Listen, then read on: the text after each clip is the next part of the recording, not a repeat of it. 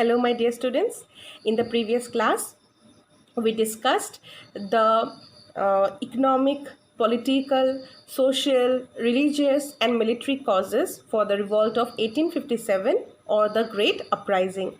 Today, we are going to discuss the immediate cause, the beginning of the uprising, and the spread of the uprising. All right. Now, let's start with the immediate cause. Now, we have discussed various other causes for the revolt of 1857.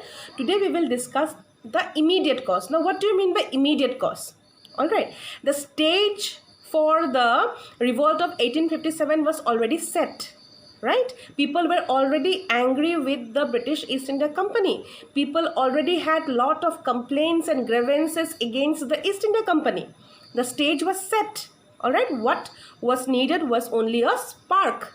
All right. And that spark was generated, was given by this immediate cause that we are going to discuss today. All right. The cause which led to the outbreak of the revolt. The cause which led to the outbreak of the Great Uprising. All right. The stage was set. People were ready. People had all the necessary reasons to revolt, right? And the spark that was required was given by this immediate cause. All right. So, there was a new rifle which was introduced in India in the British Army during that time, and the name of this rifle was the Enfield Pritchett rifle. Okay, this rifle was called Enfield Pritchett rifle. All right, Enfield is the name of a place in England where this rifle was manufactured, and Pritchett was the person who designed its bullet.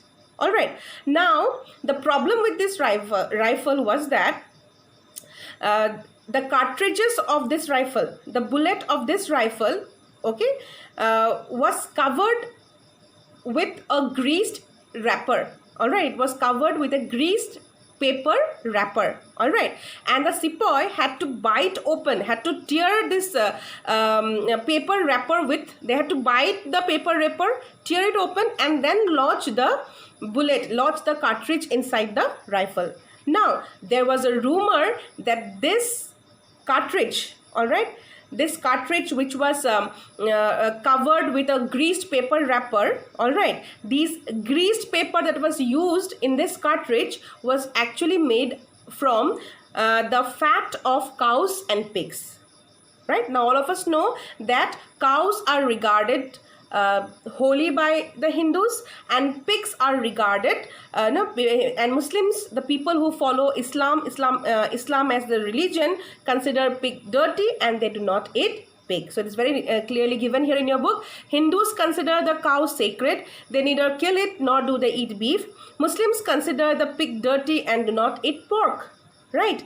Hence, the sentiments of sepoys belonging to both the Hindu and the Muslim religion, were hurt. All right, the religious sentiments of the sepoys were hurt. In the previous class, we discussed the military cause. Okay, first and foremost cause. What was the first and foremost cause? The Indian sepoys. All right, be it a Hindu sepoy or a Muslim sepoy or a Sikh sepoy, there was a constant threat that they felt that their religion was at the religious practices were under threat. All right, and this was the main concern of the Indian sepoys. All right, now here when this cartridge was introduced, and there was this rumor that the greased paper wrapper which the sepoy had to tear open, bite and then tear it out and then lodge the cartridge into the rifle was actually made from the fat of pig and cows, and this enraged the religious sentiments of the sepoys. All right. Okay. Now, beginning of the uprising. The first soldier to protest against the new cartridge was Mangal Pandey. He was a sepoy in the 5th Company of the 34th Native Infantry Regiment stationed at Barrackpore. On 29th March 1857, he fired at his British commander and asked the sepoys to join him to end the rule of the company. He was, however, soon arrested and hanged on 8 April. So the first soldier to protest against this greased rifle was Mangal Pandey. And who was Mangal Pandey? He was a sepoy in the 5th Company of the 34th Native Infantry Regiment stationed at Barrackpore. On 29th March 1857, he fired at a British commander. Okay, so our Mangal Pandey, he fired at a British commander, and he also encouraged other soldiers, other Indian soldiers, to join him. All right. As a result, he was arrested and later he was hanged on 8th April. All right. The hanging of Mangal Pandey caused great unrest in the army camps across India. On 24th April 1857, sepoys of the 3rd Bengal Light Cavalry stationed at Meerut refused to use the cartridge. So the hanging of Mangal Pandey created an outrage across India. All right, the sepoys of the 3rd Bengal Light Cavalry stationed at Meerut refused to use this cartridge. On 9th May, they were publicly humiliated, dismissed from service and jailed. Alright, so these sepoys of the 3rd Bengal Light Cavalry, alright, stationed at Meerut, they refused to use the greased cartridges on 24th April 1857 as a protest against the British East India Company for hanging Mangal Pandey. Alright, and on 9th May, these soldiers of the 3rd Bengal Light Cavalry were humiliated and they were dismissed from service and they were also jailed. All right, for protesting, for revolting against the British East India Company.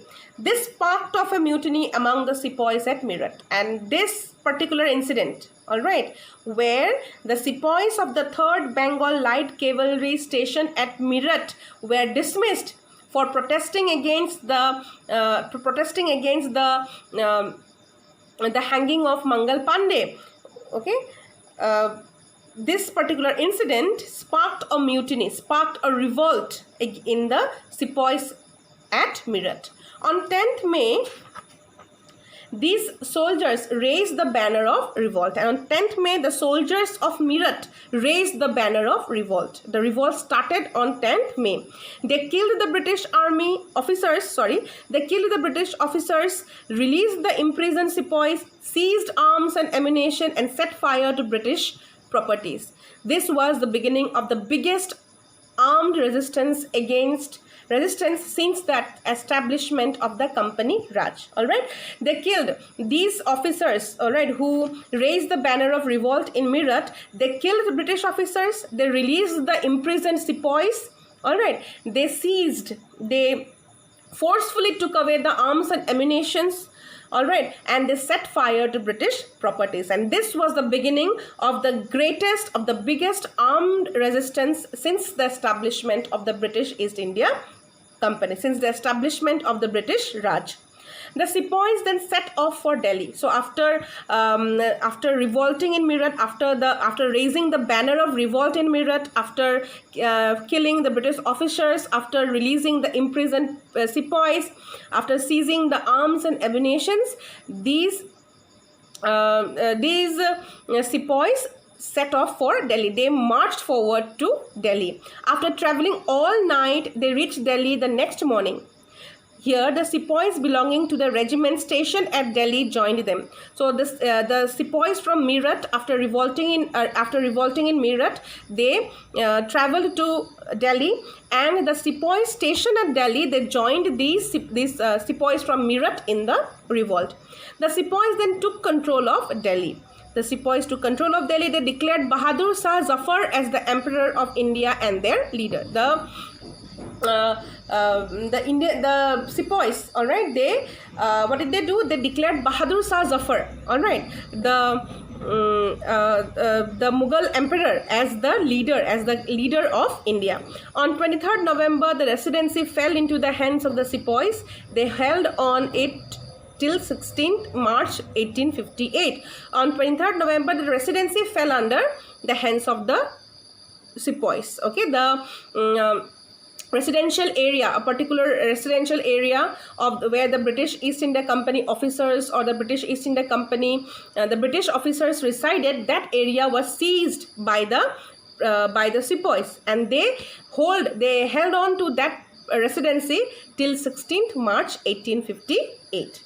Now let us let us discuss how the uprising spread throughout India. All right, the uprising revolt started in Meerut and it spread across India.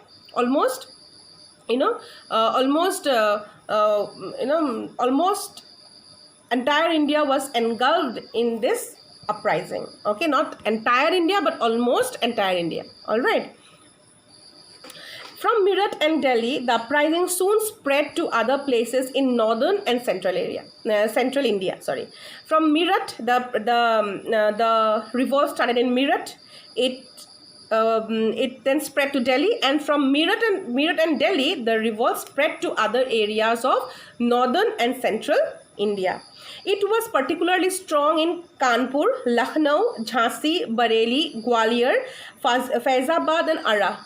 The revolt of 1857 or the Great Uprising was very strong in these places, in Kanpur, in Lucknow, in Jhansi, in Bareilly, Gwalior, Faizabad and Ara.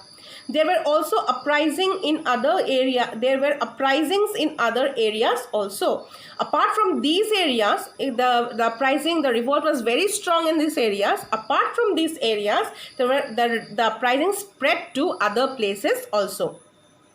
Even in places where no uprising occurred, unrest prevailed. So there were some places where no uprising occurred, but there was some unrest, all right, some tension in these places also. At most places, the civilians also joined the sepoys. Where they actually did not participate, they helped the rebels by giving them food and shelter. In some of the places, even civilians, even common people also joined the sepoys. And if the civilians could not join the revolt directly, they indirectly helped the sepoys by providing them food and shelter. In Lucknow, the Residency was the scene of a major battle. On 31st May 1857, the sepoys laid siege on the Residency. The British soldiers inside the Residency held on for more leaders. So in Lucknow, the major scene of battle was the Residency area. All right.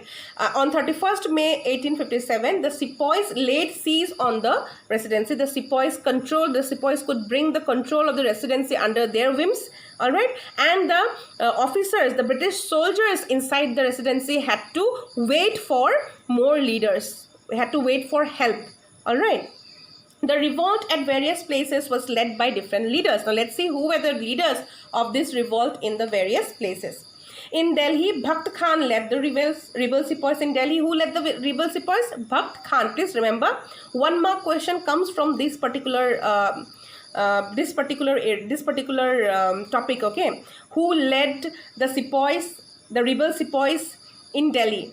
Or Bhakt Khan led the rebel sepois in dash. All right, this kind of 1 mark questions or fill in the blanks or true and false comes from this particular area. In Delhi, Bhakt Khan led the rebel sepoys. In Kanpur, Nana Saheb proclaimed himself as the Peshwa. His troops were led by Tatya Tope and Azimullah. In Lucknow, Begum Hazrat Mahal led the revolt. She was assisted by Maulvi Ahmadullah Shah. In Jhansi, Rani Lakshmi Bai challenged the British authority. In Bareilly, Khan Bahadur Khan led the rebels. In Ara and other places in Bihar and Jharkhand, Kunwar Singh organized and led the revolt. Okay, I hope you have understood this 3 very important topic of this chapter. Let us just revise once. So today we discussed the immediate cause for the revolt of 1857. What was the immediate cause? The introduction of the Enfield Pritchett rifle. It was called Enfield because this rifle was manufactured in a place named Enfield in England. Pritchett because the bullet was designed by a person named Pritchett. All right. What was the tension with this rifle? There was a rumor, okay, that the cartridge, okay, which the soldiers had to load inside this rifle, okay, this cartridge had a paper wrapping, or had a paper wrapper, and this wrapper, greased paper wrapper, was made from the fat of pigs and cows. And both the Hindus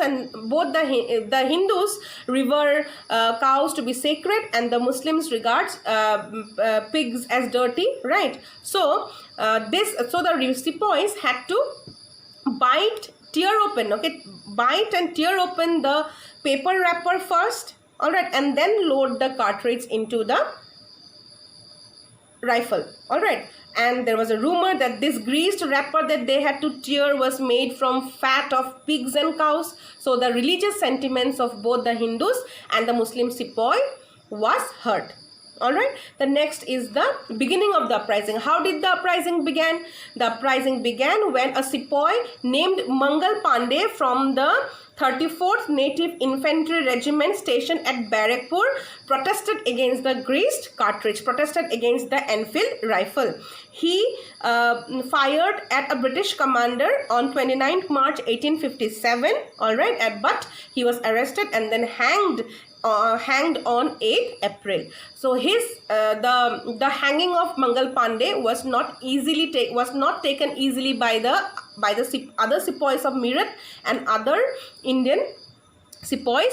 The rebel first began in Meerut, all right, and then the revolt slowly spread to Delhi and then slowly to other parts of India, right? And in the revolt was very strong in northern and central India. Even civilians took part in the revolt, and if the civilians could not take part in the revolt directly, they indirectly took part by taking care of the rebels by providing them food and shelter. And we also studied about the various leaders who led the revolt in various parts of India. I hope it is clear to you. In the next chapter, we will